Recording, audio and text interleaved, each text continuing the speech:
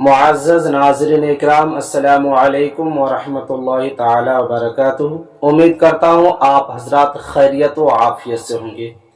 دوستو، آج ایک اہم پیغام لے کے آیا ہوں، مختصر وقت میں آپ سماعت فرما لیں۔ آج ہماری سوسائٹی میں، ہمارے معاشرے میں عورتوں کو کیا سمجھا جاتا ہے، اس پر ذرا غور کریں۔ کہیں پر تو سر کا تاج سمجھ رہے ہیں اور کہیں پر پیر کی جوتی سمجھ رہے ہیں۔ لیکن آئیے میں آپ کو بتاتا چلوں کہ اللہ تعالیٰ نے حضرت حوا کو حضرت آدم کے لیے بنایا۔ پہلے یہ آپ ذہن نشی کر لیں کہ اللہ تعالیٰ نے حضرت حوا کو حضرت آدم کے لیے بنایا، نہ کہ حضرت آدم کو حضرت حوا کے لیے۔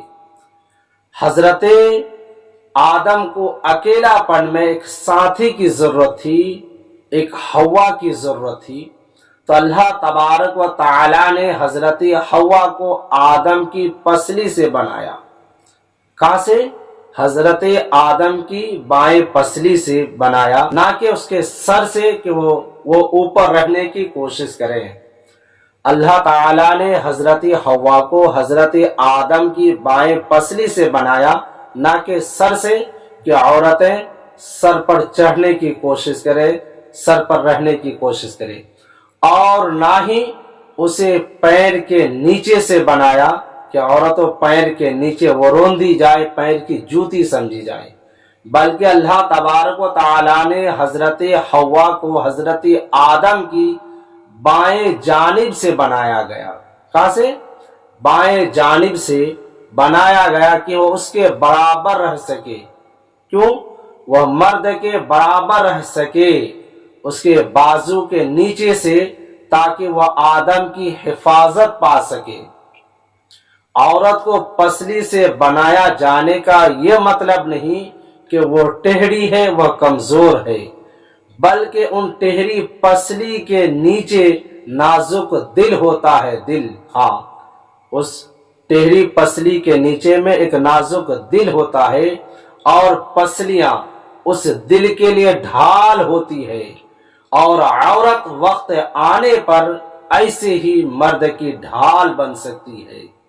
اس لیے عورتوں کو چاہیے کہ وہ مرد کے سر پر چڑھنے کی کوشش ہرگز نہ کریں، اور مردوں کو بھی چاہیے کہ وہ عورتوں کو پیر کی جوتی بنانے کی ہرگز کوشش نہ کریں، کیونکہ اللہ تبارک و تعالیٰ کا کوئی بھی کام مصلحت سے خالی نہیں ہے۔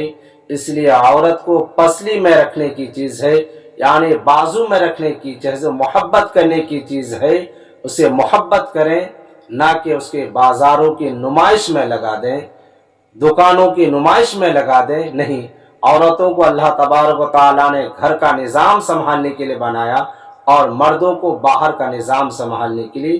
تو آپ بھی وہی کریں کہ عورتوں کو اپنے گھر میں رکھ کر اپنے بال بچوں کی صحیح پرورش کرائیں، عورتوں کو اپنے گھر میں رکھ کر اپنے بچوں کی پرورش کرنے کا موقع دیں، اور آپ باہر کے نظام کو سنبھالیں۔